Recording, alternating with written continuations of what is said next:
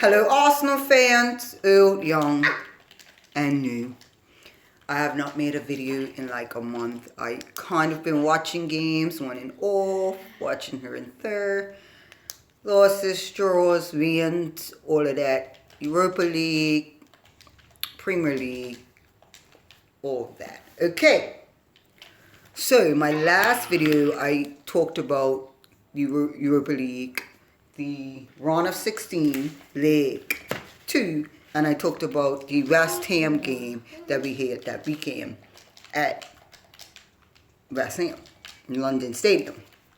Okay, few notes, few reviews.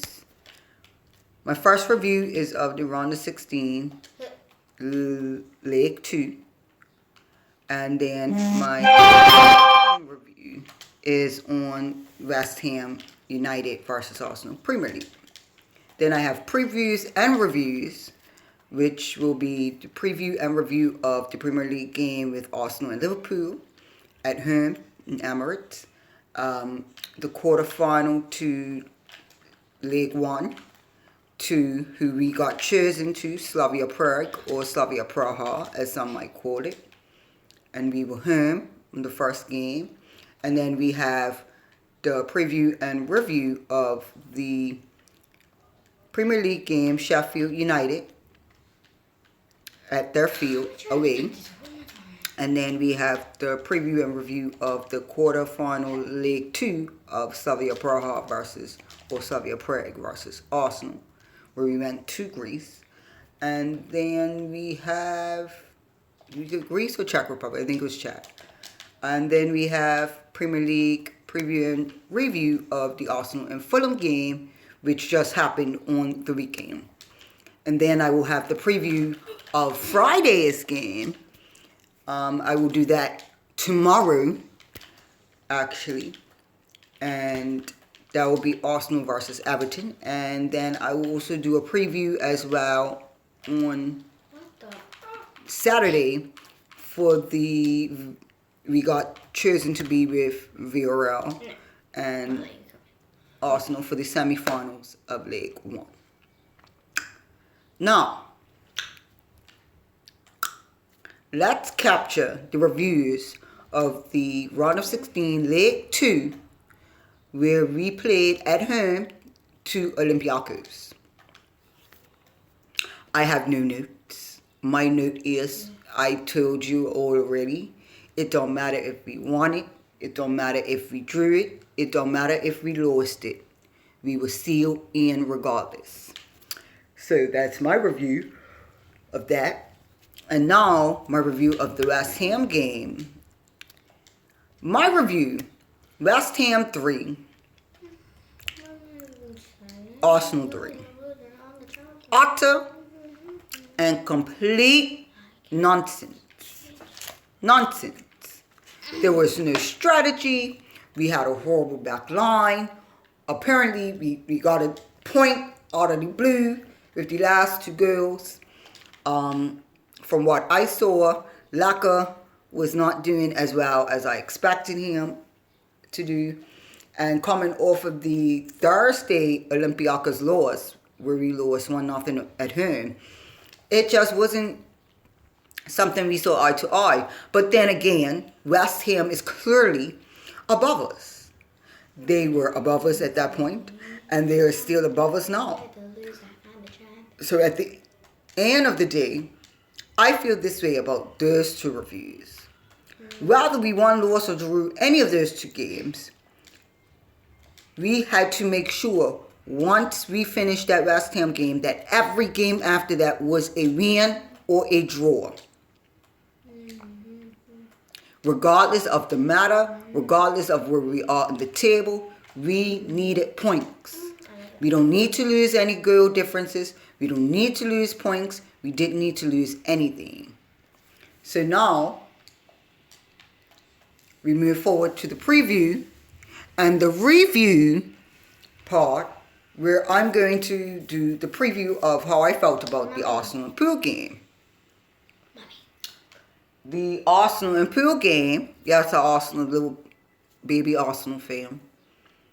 She's playing Fortnite right now. So this is why I'm doing a video. Wait. And I felt like we should have defeated Poole after we had a bad calls in the beginning of the season with that 3-1 loss to Poole. But it was all over. We did not do nothing. We had no strategy. We went in like it was nothing. Gabriel was trying his best. Callum Chambers was annoying me. And I refused to watch that game because of what happened last time. So, with Trent Alexander-Arnold on the field for Liverpool, it was just destined they were going to take it from us. Regardless of the fact, our back line was trash. David Luiz did absolutely nothing in that back line. Nothing. Sorry, my hand's next to you. He did not care for anybody. Ooh, green. At that point in time, he was just doing anything. When I say David Luiz does anything, he does anything. I don't know why he plays for us. I don't know why we brought him. I don't understand what the point is. This is not, Arsenal is not a vacation home. This is a legendary football team. Arsenal Football Club is a legendary football team. For most of these ex-Chelsea players to come to us and treat it like vacation homes, and as well as Real Madrid players, such as Ozil, who thank God is gone, because I feel like the morale of the team was 50% better once Ozil was Zul to Fenerbahce. Way better. Zaza's not doing very well this season. He didn't do great at all. Now, the review of the Poole game was, it didn't matter. We were going to lose that regardless because we had no focus on how we were going to move forward after the 3-3 draw and the 1-0 loss at home to Olympiacos. Where are we going? Nowhere. So now we were stuck on the table. I think we were like 11th place, like between mid-table at that point. Where we're going? Hopes now. The preview to quarterfinal of League One at Emirates Stadium to Slavia Praha. I watched the game. I watched the whole game that day. I was so disappointed that we made it all the way. We could have had so many goals at home in the first leg of the quarterfinal. And we just missed every single opportunity that we had.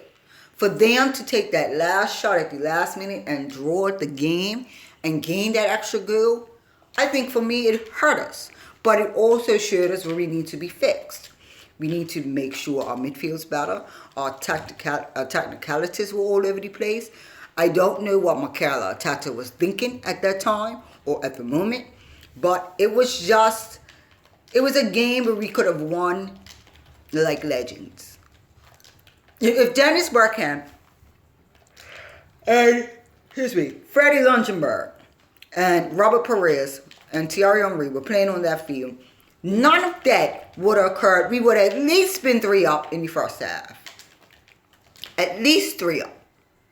Guaranteed. For us to not even score one single goal in the first half, I feel like my heart was ripped out my chest watching that game. I didn't know to stand up. I didn't know whether to shout at the TV. I didn't know whether to do anything because the game was so... It had you involved through the TV. It had you feeling like, I wish I was at the stadium to encourage my team to keep pushing, to keep going beyond the factors, and to make sure that they saw the potential and the fact that they could have won that game to a whole different degree and a whole different level. Like, on a whole new emphasis of this, we should have definitely won that game. My preview for that was to win that game, regardless. To take as many goals and not concede. But for that draw to occur, it was coming for them. They should have scored a couple times on us. But they did not. Now, we moved to Sheffield United. And my preview of that would have been,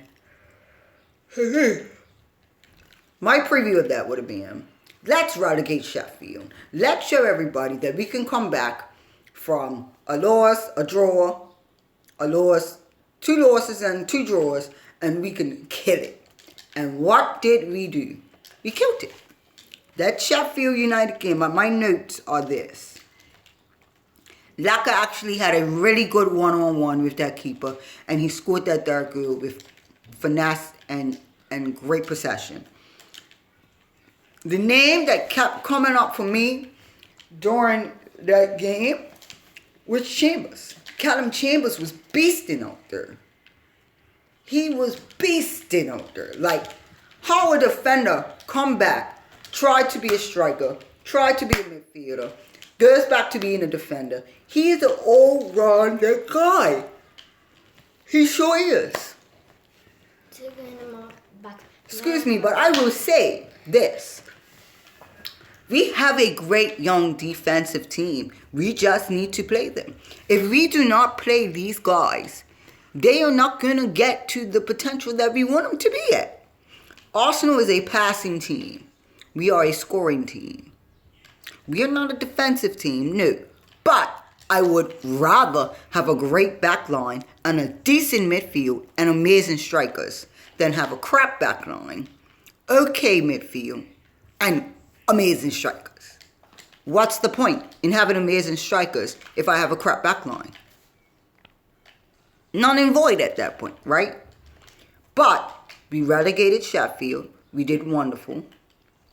And we moved forward. We did something, you know? We made something of ourselves at that time in life. Now, the preview to the quarterfinal of League 2 was to win that game, regardless, hands down. 3 or more goals was needed for that second game at Slavia Praha. And we did it. We ran in there, we killed it, we showed our strengths, we showed our technicalities, we showed that we were tactical, and we brought out a great 4-0. And we started going back to winning ways. And we saw where we needed to be. Regardless of the fact, regardless of how things went, we saw what we needed to see. And for us to move forward, and then for Real to move forward, I think it's great. Because I would rather play against Real than the other team that was given. Now, to move forward about Villarreal is, I believe Santi was there, but I'm not sure if he retired or whatever the case may be. But there are players at Villarreal that I feel like we should be buying. Especially some of that backline. But we will see how this game goes at this point of time. Because we need to see where we are for Europa. I'm looking to make them finals. I want to get into the finals. That's where I'm at. Villarreal has been there. United's been there. We've been there. And I'm not sure if that last team has been there, but we've all been in this position to actually confirm and be in great positions and to show us that we can get to Champions League further and further up the table. Now, we now move to the preview and review of Arsenal versus Fulham. For me, I was thinking Fulham was our first game of the season. I was looking for a draw, and we got a 3-0 win. But guess what? My draw comes now, at this time. For what? It was the worst game that we ever played this season, and we still came out with a draw. Same things that happened at home with Slavia Praha was the same type of game we played at home to Fulham. Is this true? It was ridiculous. It was utterly disgraceful. What was my note? We weren't together. Like, it was no point No point in playing that game and we weren't even together. Our heads weren't together. We weren't mentally there. What happened at Slavia Praha where we scored 3 goals in 24 minutes and we were doing wonderful, and then we go home and we can't even get nothing in the first half. Where are we going? What are we doing? Hopefully, when we play our next game, we will do a better job than what we've been doing this whole time.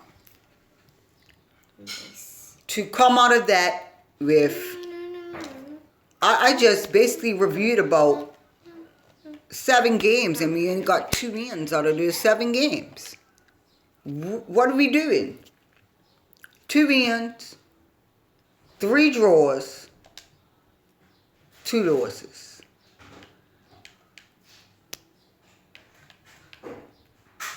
We're looking like a drawing team. Like, that's all we do nowadays is draw. Win, lose.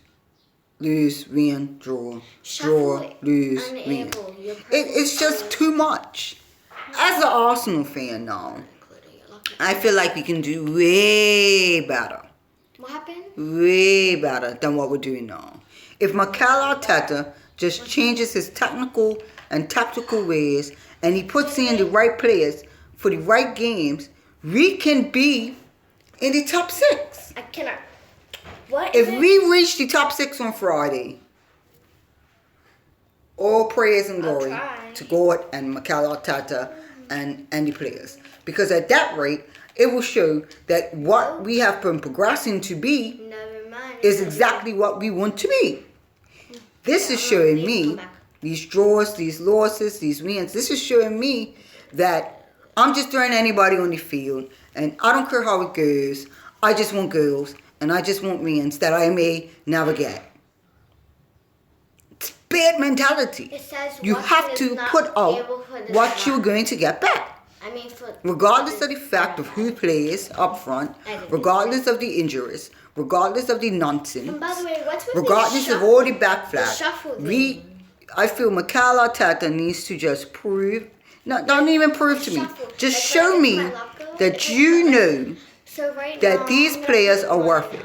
Are you playing everybody? Are they getting equal time? Is it worth it? Are they getting paid right? What is it that you need? That they need, regardless of the fans and supporters not being able to be there,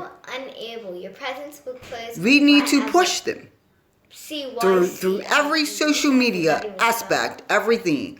We need to get on Twitter and show our support. We need to get on Instagram. We need to get on Facebook. What's the other one? Snapchat. What's the other one? Instagram? I said that.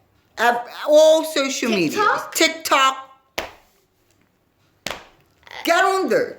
Tell your players how you feel. YouTube, what we're on right now. Tell your players, present to them. That even write the letters. Write letters. Send emails.